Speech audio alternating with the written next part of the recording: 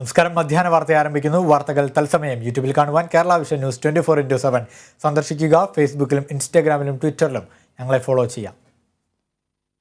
ആദ്യം പ്രധാന വാർത്തകളിലേക്ക്.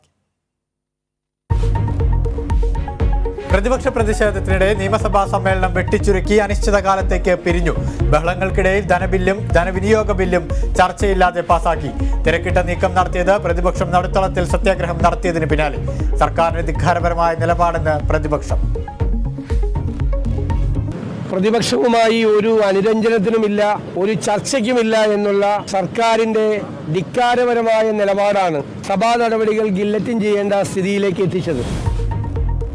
ഭരണപ്രതിപക്ഷ ബഹളത്തിൽ മുങ്ങി പാർലമെന്റ്. ഇരുസഭകളും 2 മണിവരെ നിർത്തിവെച്ചു. രാഹുൽ ഗാന്ധി ആധുനിക മുർജാഫർ എന്ന് BJP. ലണ്ടൻ പരാമർശത്തിൽ രാഹുൽ മാപ്പ് പറയില്ലെന്ന് മല്ലികാർജുൻ ഖാർഗെ.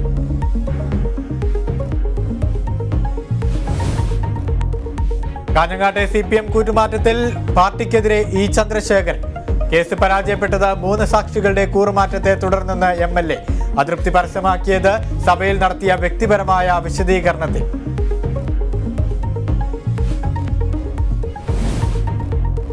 ലൈഫ് മിഷൻ കോഴക്കേസിൽ മുൻ CEO UV ജോസിനെ ED വീണ്ടും ചോദ്യം ചെയ്യുന്നു.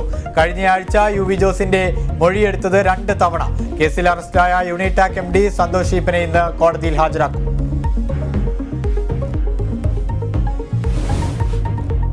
ഡൽഹി മദ്യനയ അഴിമതി കേസിൽ BRS നേതാവ് K. കവിത വീണ്ടും EDക്ക് മുന്നിൽ. മാധ്യമപ്രവർത്തകർക്ക് മുന്നിൽ ഫോണുകൾ ഉയർത്തിക്കാട്ടി കവിത. ഫോണുകൾ EDക്ക് കൈമാറും.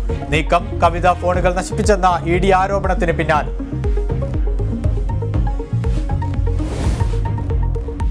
മുൻ അഡ്വക്കേറ്റ് ജനറൽ KP ദണ്ഡപാണി അന്തരിച്ചു. സിവിൽ, ക്രിമിനൽ, ഭരണഘടനാ, കമ്പനി നിയമങ്ങളിൽ പ്രഗത്ഭനായ അഭിഭാഷകൻ.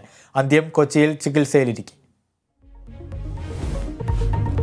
ഇടുക്കിയിൽ വീണ്ടും അരിക്കൊമ്പന്റെ ആക്രമണം. പെരിയ കനാലിൽ തോട്ടം തൊഴിലാളികളുടെ 2 വീടുകൾ തകർത്തു.